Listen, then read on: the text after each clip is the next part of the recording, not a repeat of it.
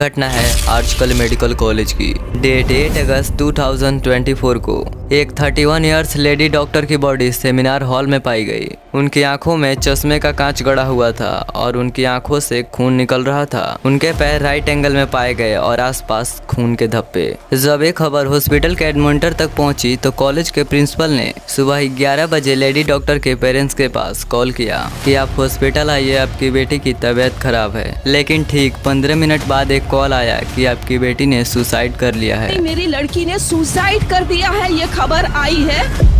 गौर करने वाली बात है कि 15 मिनट में 2 अलग अलग रीजन क्यों दिए गए। डॉक्टर तिलोत्तमा के पेरेंट्स को 3 घंटे तक बैठा कर रखा गया और उन्हें उनकी बेटी को देखने तक नहीं दिया जा रहा था। हाथ जोड़ती रही माँ बाप, हाथ जोड़ते रहे, हमें एक बार दिखाओ, हमारी बच्ची का मुंह एक बार दिखाओ। हमको नहीं दिखाया गया। जिस बॉडी को देखने के बाद कोई भी कह देगा कि ये रेप मर्डर है, उसे हॉस्पिटल ने सुसाइड बोलकर दबाने की कोशिश की। लेकिन फिर देश भर में प्रोटेस्ट शुरू हो गए और सारे डॉक्टर और लोगों ने मिलकर आंदोलन शुरू कर दिया। The horrific Kolkata rape and murder of a doctor was found dead inside a government-run medical college and hospital's seminar hall in Kolkata. बच्ची का शरीर में कोई कपड़ा नहीं था, पैर दोनों राइट एंगल में मिला गया।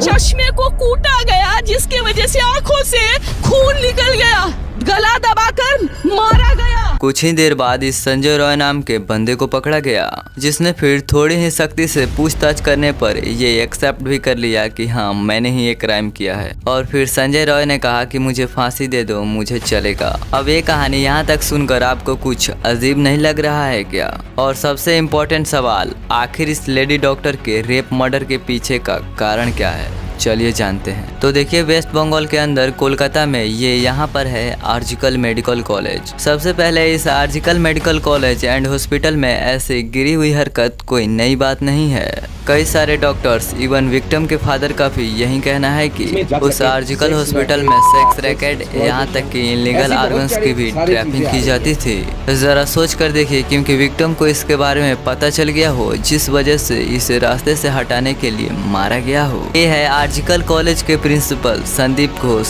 इन पर भी लोगों को शक हो रहा है, क्योंकि इस रेप मर्डर के 3 दिन बाद इन्हें प्रिंसिपल से रिजाइन दे दिया गया और कुछ ही देर बाद किसी दूसरे हॉस्पिटल में इन्हें प्रिंसिपल की जॉब पर भी रख लिया गया। प्रिंसिपल संदीप घोष एक ऐसे निहायत ही भ्रष्ट और गिरे हुए इंसान हैं। ऐसा सिर्फ मेरा कहना नहीं है, जरा आप इस अख्तर अली के बयान को देखिए।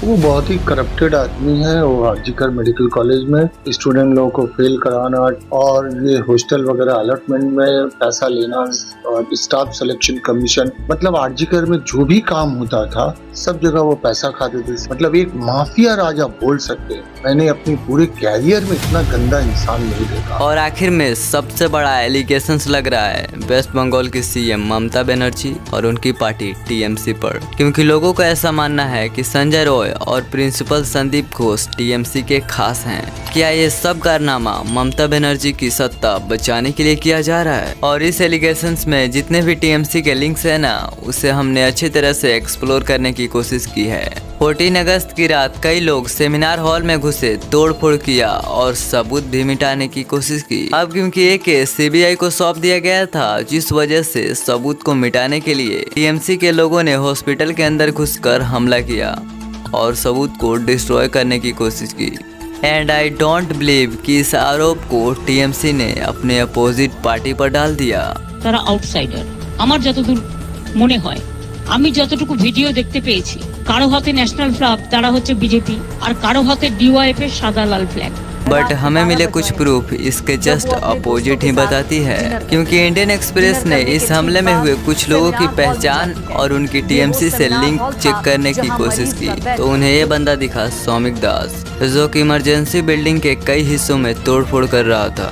ये वहाँ के लोकल टीएमसी सुकांता सिंह शर्मा के लिए काम करता है, ऐसा लोकल्स ने इंडियन एक्सप्रेस को बताया। बट सुकांता सिंह शर्मा ने इसे अपने पार्टी मेंबर मानने से ही मना कर दिया। उन्होंने ऐसा कहा कि हर टीएमसी सपोर्टर पार्टी वर्कर थोड़ी ना होता है। लेकिन वेट, ये यहीं खत्म नहीं होता। ये बंदा है ऋषि मिश्रा। जो कि आंदोलन के दौरान पुलिस पर पत्थरबाजी कर रहा था। और इंडियन एक्सप्रेस के उसी रिपोर्ट के अनुसार ये बंदा भी उसी टीएमसी पार्टी का ही वर्कर है। बट आई डोंट बिलीव कि ये सारे लोकल वर्कर्स एक ही साथ एक ही समय पर एक ही जगह पर हमला कैसे कर सकते हैं। और सबसे हैरानी वाली बात जानते हो क्या है कि ये सब उस हॉस्पिटल के आसपास के टीएमसी वर्कर्स ही हैं। अब जरा मुझे कोई बताओ कि ये बिना टीएमसी पार्टी के हाई कमांड के इतने सारे लोकल वर्कर्स एक ही साथ एक ही समय पर हमला कैसे कर सकते हैं।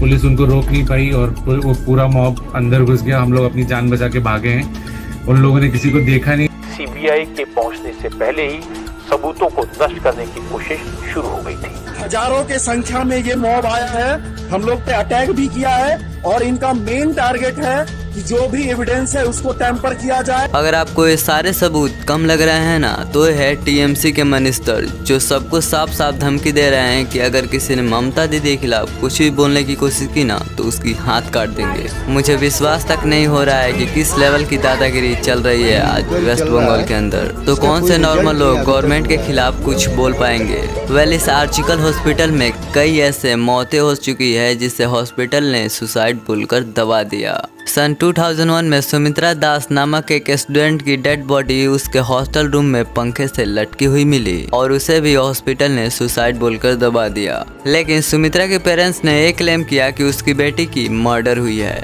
और अभी लेटेस्ट न्यूज ये है कि टीएमसी सरकार ने नाइट ड्यूटी करने वाले फीमेल्स वर्कर के लिए एक राठेर साथी नाम की योजना निकाली है जो फीमेल्स वर्कर को सेफ्टी इंश्योर करेगा। But can you explain the delay in your work. लेकिन इस योजना को निकालने में इतना देरी क्यों? पहले भी काफी सारे क्राइम्स हो चुके हैं। अगर ये योजना उसी वक्त निकल गया होता तो आज एक क्राइम देखने को ना मिलता। लास्ट एंड मोस्ट इम्पोर्टेंट मेरी आपसे रिक्वेस्ट है कि इस वीडियो को ज़्यादा से ज़्यादा शेयर करें and please support guys, subscribe now.